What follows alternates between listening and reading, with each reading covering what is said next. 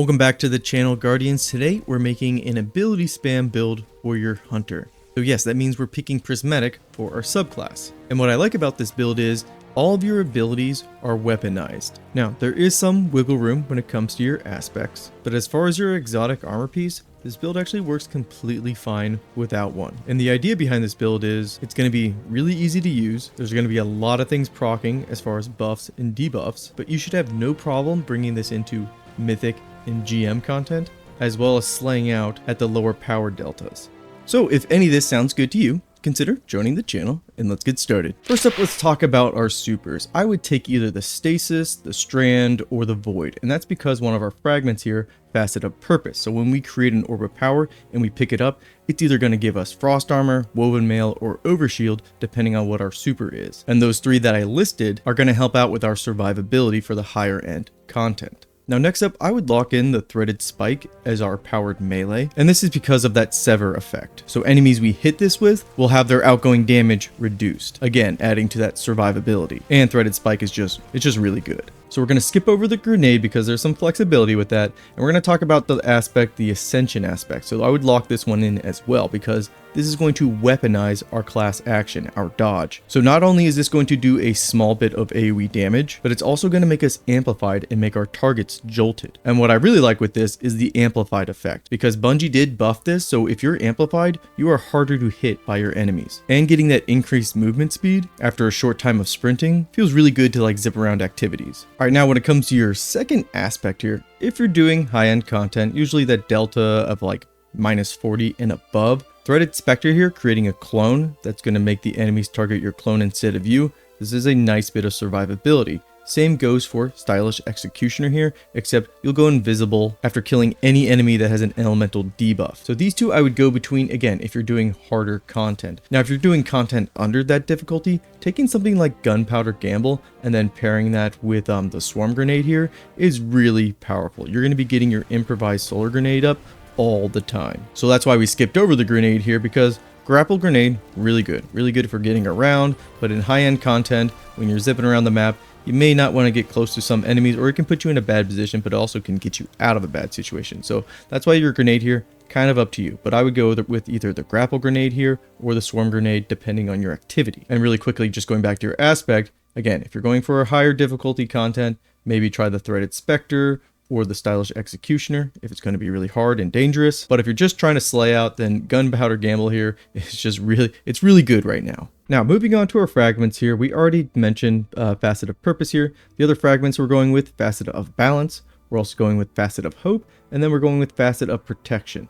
Now, this last fragment here, this is kind of a flex pick because if you take something like Stylish Executioner, well, then you lose it. So just note that this last slot here, kind of up to you. I'm just going with Facet of Ruin. If you want to be more weapon focused, maybe take Facet of Solitude instead. But overall, these fragments are going to synergize beautifully with all the buffs and debuffs we're going to be dishing out. So now let's move on to the armor section, where we'll talk about the stats and then the important mods you should be putting in your equipment. Now, when it comes to your weapon stats, take a hard, long look there. Almost 100 across the board. And what I really like about this is being at 100, our ability regeneration for each one of these stats is maxed out, because if any of these go any further for class, as an example here, we will just get overshields. Our class ability energy will stay at 190. So for your stats here, ideally, I would just try to prioritize your melee, your grenade, your super in your class, and try to get them to 100. Once you get them to 100, you can use font mods or any other sources to get a little bit more damage out of your melee or your grenade. And then I really wouldn't worry about your health stat here. Your weapon stats still important. I like to try to at least have it at that 10% damage range. But the main takeaway here is to have your melee, grenade, super, and your class at the highest ability regeneration so you can use them all the time. Now, when it comes to armor mods, there's only a few I think you absolutely need to lock in. Hands-on, because we're going to be using our Threaded Spike so much, this is going to get our super back pretty quick. We're also going to be using Ascension in close quarters nearby enemies. So Dynamo here, another way to get our super back very quickly. And then moving on to our gauntlets here, again, just really leaning on to our powered melee here. So heavy-handed. Every time we get a kill with our powered melee, we get an orb.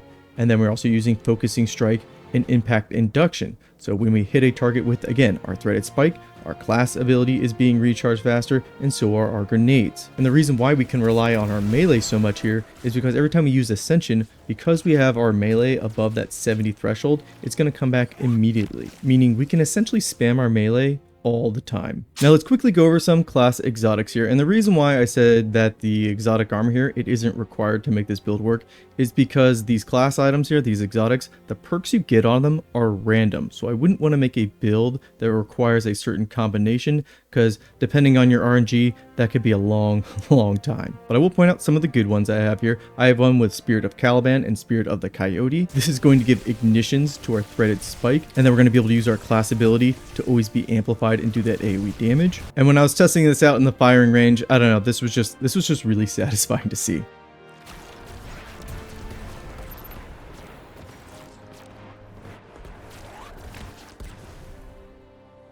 And another one I really like is the Spirit of Certarachnes. I don't know if I'm pronouncing that right, but our grenades are going to grant us Woven Mail. So if we have our Stasis Super, we're going to be getting Frost Armor from picking up orbs, but when we use our grenade, we're going to get Woven Mail on top of that. That's a lot of damage resistance. Now, real quick, when it comes to your artifact here, this build does not require your artifact. This is going to be evergreen after this artifact is gone, but there are some good options here. Tightly Woven, you have Frost Renewal, you also have Elemental Benevolence here, and then Radiant Shrapnel if you want to get some easy access to being Radiant.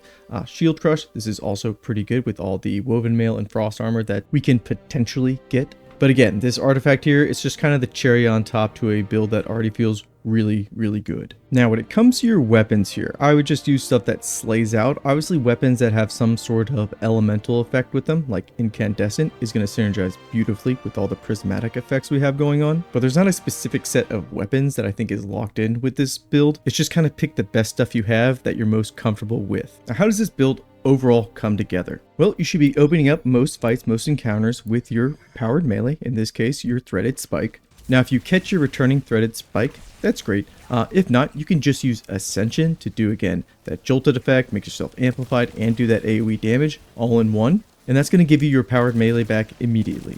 And then really from there, it's just use your grenade, your Ascension, and your melee as often as possible. That's going to spawn you those orbs. Those orbs are going to give you either Frost Armor, Woven Mail, or Overshield.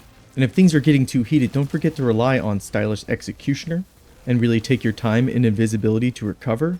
Or if you have something like your clone up, that's going to keep your enemies distracted so you can easily get to a better position to pick off your enemies. And when it comes to, I'd say, easier content, if you take Gunpowder Gamble there, oh, you're just going to be getting so many ignitions with your Solar Improvised Grenade, and then just chucking that thing constantly, because whenever you kill an enemy that has one of your elemental debuffs, that's going to feed back into, again, that improvised Solar Grenade. So that variation on the build, very good for just slaying out. Something like Onslaught, it's going to be super strong against. And we haven't even mentioned the fact that all of these abilities you're using are going to be feeding into your Transcendent effect. So when you do go Transcendent, your abilities are going to be coming back even faster, and you're going to be even harder to kill. So I know this sounds like a lot, but that's just because of all the prismatic effects and the fact that every one of your abilities is giving you some sort of buff or debuffing your enemies. But if you take away anything from this video and this build, there's a lot of things going on, but it's really easy to use because you're just using your normal abilities. And with how we set everything up here, your abilities are essentially going to be up all the time. Now that is the video, that is the build. I would treat this almost like a baseline for most prismatic builds. You can take this setup here in a lot of different directions. Depending on which exotic item you use, it doesn't have to be a class item. That's going to make this build even stronger. Now, I know some of you are going to point out the fact that Hunter has a really good prismatic melee build out there with the Counterpunch and Liar's Handshake, but that build isn't the easiest to use. It's great for veterans of the game, but if you're a returning player or a beginner, it's probably not going to be something you're going to be comfortable with. But anyways, that's enough yapping from me. That is the video. If you made it this far, I appreciate you. Let me know what prismatic build you guys like to use in your combination when it comes to your Hunter class item, because I have a bunch of these stashed up. It's just with the infusion system and then the RNG nature of this thing, these can just be a pain in the ass. Not to mention the fact that Bungie is really trying to push us to use this seasonal artifact system, which I absolutely hate. Exotic armor pieces should not be in the seasonal system. But anyways, yes, that is it. I will see you guys next time. Peace and take care.